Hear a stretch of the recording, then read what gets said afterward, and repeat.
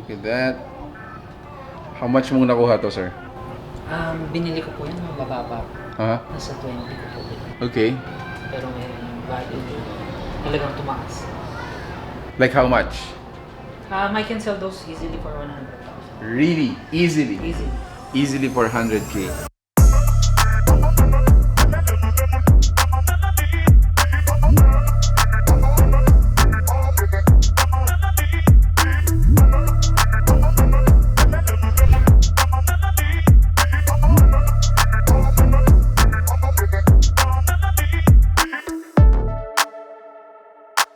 Nanubabo Kabalen, welcome to Pampanga. Guys, for today's video, nandito tayo sa Clark Air Base and we are with Sir Jericho. He is actually a 24-year-old engineer, entrepreneur. Kung madadagdag natin? Wala na. Yun pa lang. Yun pa lang. So sir, hi naman po yung mga viewers natin sa Pampanga. Hello, good afternoon sa inyong lahat. I-showcase namin yung first ever sneaker shop dito sa Clark, Pampanga. Clark, Pampanga. Ayan. So first ever sneaker shop sa may Clark, Pampanga. And we call it? We call it Sole Contractor. What's with the name? Sole is for shoes, sneakers yan. Yan yung hilig ko. Pagdating naman sa contractor, we are an electrical contractor. Kaya yun, nakam up ko sa Sole Contractor. So that's the compound word na sole at saka contractor. Dahil sa engineer nga naman si Sir Jericho. Okay, sabi mo kanina parang stress reliever mo to. Tama ba? Yes. Bali, pag morning kasi, I go to field. So after lahat ng mga kailangan gawin within the day, I'll go here to stay tumambay, yun nga, para makita ko yung mga sapatos. Yan kasi ang hilig ko ever since. So, can you explain to us paano siya nakaka-relief ng stress mo, sir? Kasi kikita mo iba-ibang sapatos, yan yung hobby mo since bata ka. So, every time na may pumapasok, nag-inquire, yan. Yung nakikipagkwentuhan, gusto matuto sa sapatos, nag-enjoy ako, yun. Nagtatanong sila sa akin, ano po itong sapatos na to? Ako, syempre, alam ko yung history ng mga yan, bakit naging ganyan yung color ng isang sapatos. Lahat kasi may kwento yan. Yes, sabi nga ni Sir Jericho, may mga story daw yung mga sapatos natin. Later on, pupuntahan natin sila. Pakikilala ni Sir Jericho. In general, Sir Jericho, ano po ba yung mga items natin dito? Ano yung mga range natin sa mga sneakers? Yeah, we have variety po ng brands dito. We have Nikes, Jordans, and Adidas, and even New Balances pala. Meron tayo dito. Next question ko, sir, is brand new or pre-love? Ano po yung mga... We both serve brand new and pre-love. Pero karamihan sa stocks dito are brand new. Meron sa taas, which later on makikita nyo. Doon yung mga nakalagay kong mga used pair. So ayoko kasing i-mix stock. So dito sa baba, brand new lahat to.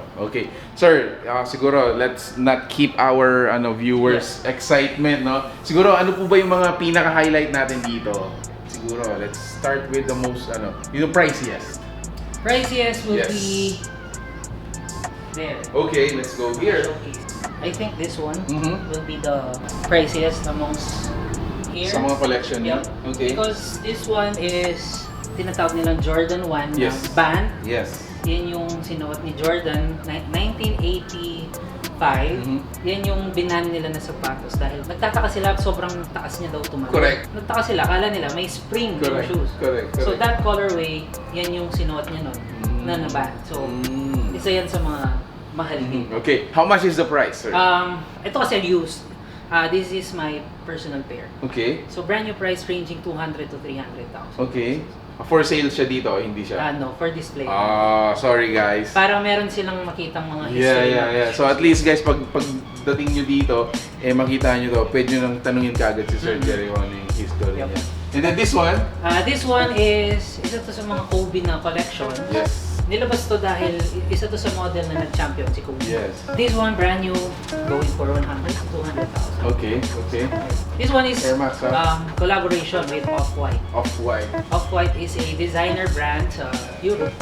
So, nag-collab sila between Nike and Off-White. Ito naman ranging brand new 200,000. Wow! Okay, so let's go to your for sale. This one is called Jordan 1 Lost and Found. Ito, yung kwento nito, may original na 1985 na pair, like that one. Nakita nila sa isang storage unit. Nung nakita nila, may crack leather, tapos nag-yellow to. So parang vintage look na siya. Kung paano nila nakita, nung nakita nila sa storage room, ginaya nila. So parang nagre-release si Nike and Jordan na ilagay sa public. So nakapag-access sila. Ito yung tawag nila doon. Lost, kaya tinawag nilang Lost and found. So sa mga naghahanap guys, how much is this one? This one, ranging from 23 to 25,000. Okay. So this is called the Nike Dunk Low Panda. Low Panda. Okay. Kasi yung mga influencers, Yes. yan yung mga suot nila ngayon. Kagayahin natin yung mga sinusuot nila. Ito, famous to ngayon. Sobrang famous. And including this one. Yan. Samba. Yung mga, Parang bumalik to yeah, samba. No? Ito, bumalik dahil sinuot nila mga Kardashians. Oh, okay. Ang Blackpink kasi ngayon, endorser siya ng Adidas. Yeah. So, sinuot siya ng Blackpink. So, price nila, in demand din, Yes. tumaas. If I may ask pala, so say for example, I chose this, no? Do we have options for sizes? Yep, meron. Good one. Isa pa sa mga nagtatanong for sure, no? Sir, legit, original. Yes, 100% legit, money back guarantee. Pag na-prove nila na fake yung pair, pero every pair na dumadaan dito, I do a legit check. Guaranteed na guaranteed. Guaranteed. Sir, nakakahingi pa ba tayong mga discounts? Oo naman. Very negotiable. Anong requirements ng mga discounts mo? Wala naman. Negotiable talaga yung mga ibibigay namin.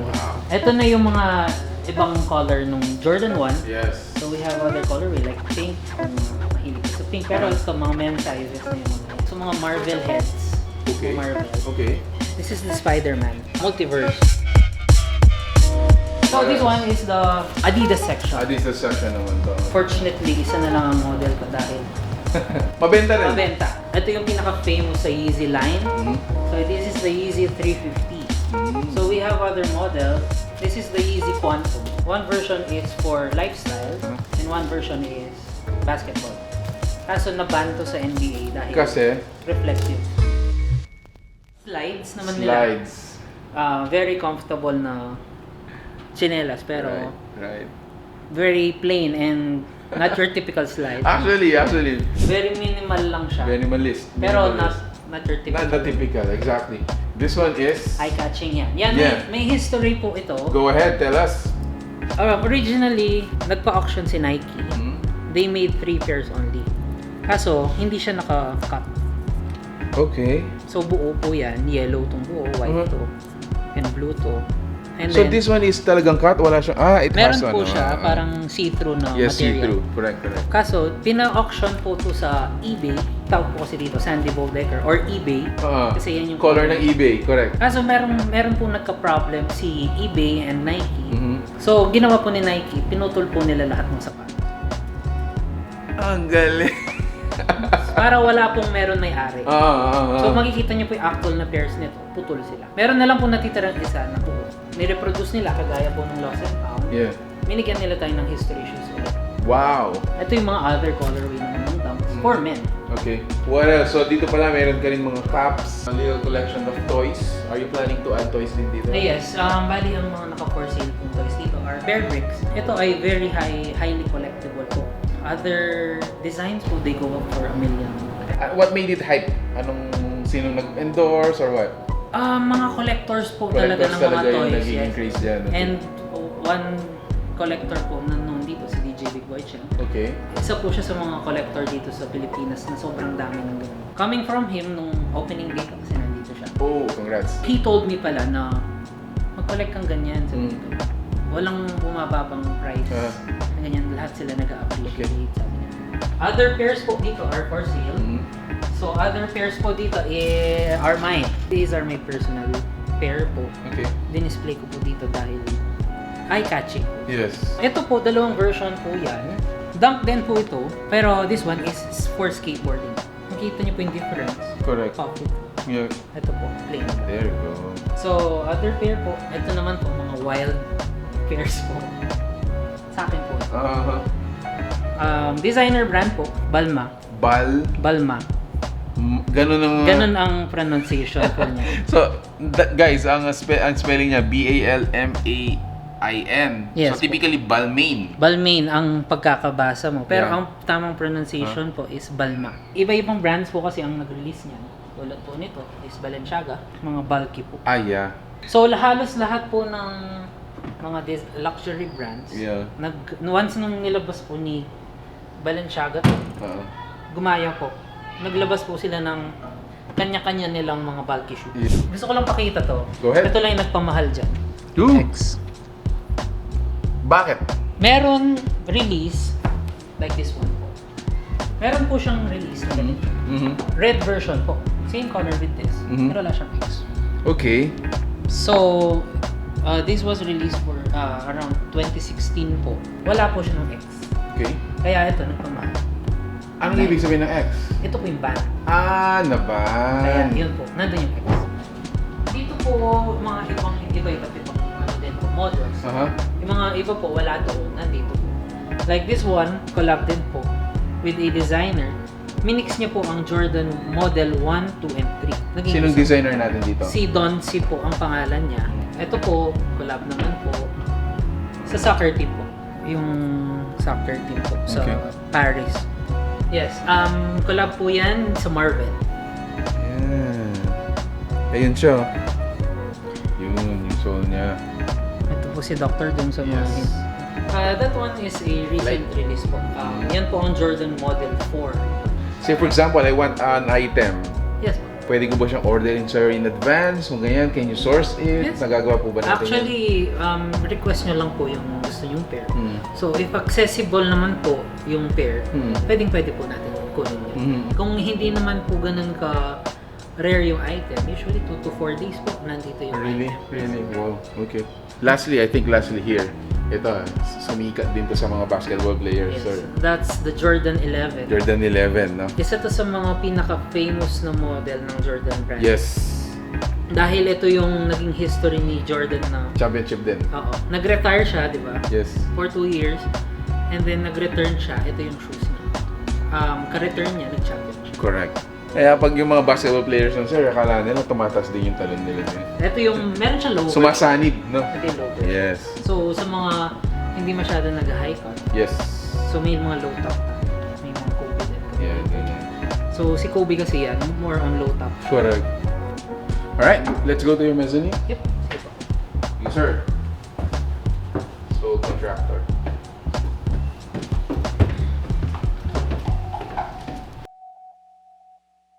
So, this will be the used section. Okay. Mga used pairs. Okay. But used, pero very lightly used. Correct. Yan po. Yan po ang mga, ito po, isa pong Jordan 11 din.